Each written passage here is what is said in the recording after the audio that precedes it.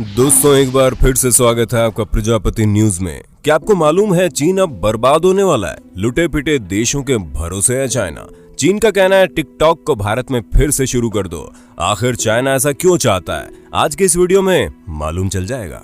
जब से भारत में चाइनीज ऐप बंद हुए हैं तब से चाइना लगातार भारत को धमकियां दे रहा है, लेकिन असलियत तो ये है कि चाइना खुद जानता है कि अगर भारत अपने पर उतर आया तो वो कुछ भी कर सकता है। ऐसे में चीन अब कमजोर देशों के कंधे पर बंदूक रख कर भारत पर गोली चलाना चाहता है, जो देश पहले से ही कई बार भारत से हार चुके हैं। और चीन एक ऐसी शर्मनाक साजिश रच रहा है जिसके बारे में आज मैं यानी आपका दोस्त विशाल प्रजापति अपने इस वीडियो के माध्यम से आपको बताने वाला हूँ। इसलिए इस वीडियो को एकदम लास्ट तक जरूर देखना। चलिए वीडियो को शुरू करते हैं, लेकिन हाँ, वीडियो शुरू करने से पहले एक छोटी सी रिक्वेस्ट है। वीडियो के नीचे रेड कलर का सब्सक्राइब बटन दिख रहा होगा, उस पर क्लिक करके सब्सक्राइब कर लें और साइड में बेल आइकॉन भी दिख रहा होगा, उस पर भी क्लिक कर लें ताकि आपको वीडियो मिले सबसे पहले।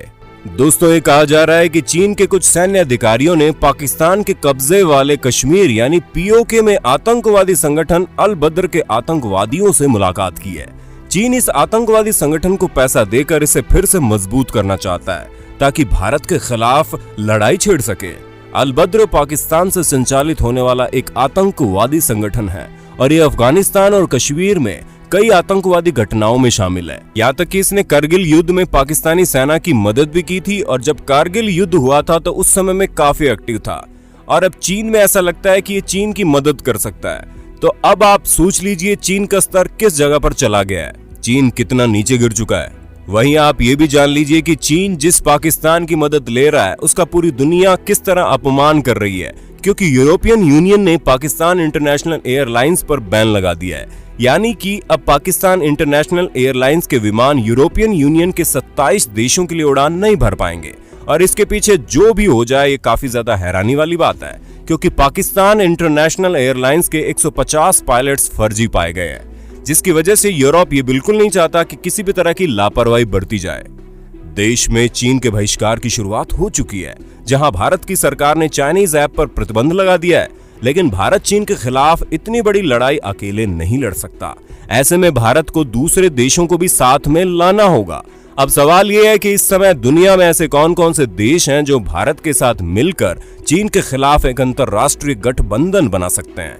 इन देशों को आप दो श्रेणियों में बांट सकते हैं। पहली श्रेणी में वो देश है जो चीन की वजह से पहले कोरोना वायरस से परेशान है, जो या तो चीन से आर्थिक मुआवजा मांग रहे हैं या फिर ये चाहते हैं कि पहले चीन के ऊपर वायरस फैलाने के लिए जांच हो और फिर कड़ी कार्रवाई की जाए, क्योंकि चीन ने न सिर्फ ये वायरस फैलाया है बल्कि उसने पूरी जानकारियों को भी छुपाया है। हम आपको बता दें कि इन देशों में Australia, America, Britain, Germany, Japan और कनाडा जैसे देश आते हैं। वो पिछले महीने जब WHO की तरफ से एक प्रस्ताव पेश किया गया था तो 100 से ज्यादा देशों ने कोरोना वायरस के पीछे की असली वजह जानने में अपना समर्थन दिया था, जिससे साफ पता चलता है कि दुनिया के अधिकतर देश चीन से नाराज हैं। और इसी श्रेणी में वो देश भी शामिल हैं जो कोरोना वायरस के दौर में चीन के आर्थिक विस्तारवाद का शिकार हो रहे हैं। इन देशों का आरोप है कि चीन की वजह से पहले तो उनके देश में कोरोना वायरस फैला और जब इस वायरस की वजह से इन देशों की अर्थव्यवस्था में कमजोरी आई तो चीन इसका फायदा उठाने में जुट गया और चीन ने इन देशों की वो कंपनीज खरीदने की कोशिश शुरू कर दी जो कि आर्थिक रूप से कमजोर हो चुकी हैं, जिसमें इटली, स्पेन, जर्मनी, फ्रांस और ऑस्ट्रेलिया जैसे देशों के नाम आते हैं। और इसी वजह से इन देशों ने अपने विदेशी निवेशकों के रूल्स चेंज कर दिए ताकि वो चीन के इस विस्तारवाद को रोक सके। और अमेरिका चीन की साजिश को पहले ही भांप चुका था। इसी वजह से वहां के शेयर बाजार से चीन की सरकारी कंपनीज को डिलीट करने वाला बिल पास कर दिया गया। अब हम दूसरी श्रेणी की बात करें तो इस श्रेणी में वो देश आते हैं जिनका इनके साथ कोई ना कोई सीमा विवाद चल रहा है, और ऐसे देशों की संख्या है 18, जिसमें जापान, भारत, रशिया, वियतनाम जैसे देश आते हैं, जहां चीन अब तक 43 से 45 हजार वर्ग किलोमीटर की भारतीय जमीन पर कब्जा कर चुका है। और इस लिस्ट में दूसरा बड़ा नाम जापान का है, जिसके साथ चीन का 2 द्वीपों को लेकर ताजा ही विवाद है। और हाल ही में जब चीन ने इस इलाके पर अपनी मौजूदगी बढ़ाई तो जापान ने भी जवाब के तौर पर अपनी समुद्री सेना को इस जगह पर उतार दिया। इसके अलावा चीन वियतनाम के बड़े हिस्से पर भी अपना दावा करता है, जहां पर वो वियतनाम के हिस्से में आने वाले कुछ द्वीपों पर कब्जा करना चाहता है।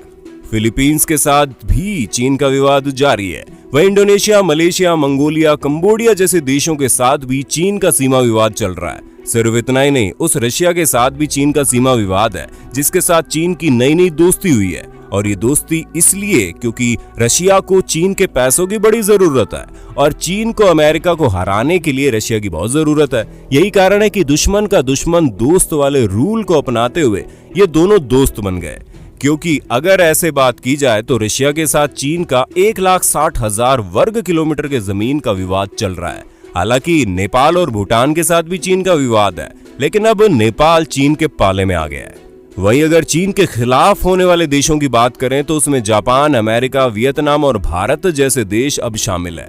चीन और भारत के विवाद के बीच इन देशों का झुकाव हमेशा से भारत की तरफ रहा। ऐसे में अगर चीन के खिलाफ अंतरराष्ट्रीय गठबंधन बना तो ये गठबंधन बहुत मजबूत होगा, जिसका सामना करना चीन के बस की बात नहीं होगी। ऐसे में दोस्तों, आप भी समझ गए होंगे कि क्यों चीन इतने दिनों से भारत के खिलाफ जाने से डरता था, और ये डर अभी भी चीन के जहन में मौजूद होगा, चाहे कोई माने या ना माने। बाकी आपका इस बारे में क्या कहना है, हमें कमेंट करके बताइए। और ऐसे इंटरेस्टिंग वीडियो लगातार देखने के लिए हमारे चैनल को लाइक, शेयर, सब्सक्राइब करना ना भूलें। फिर मिलेंगे नई वीडियो में, तब तक जय हिंद, जय भारत। दोस्तों, आपकी स्क्रीन पे 2 और वीडियोस दिख रही हैं, जिसे देखने के लिए आप इस स्क्रीन पर क्लिक करें। दोनों देखिएगा, बहुत अच्छी वीडियो बनी है।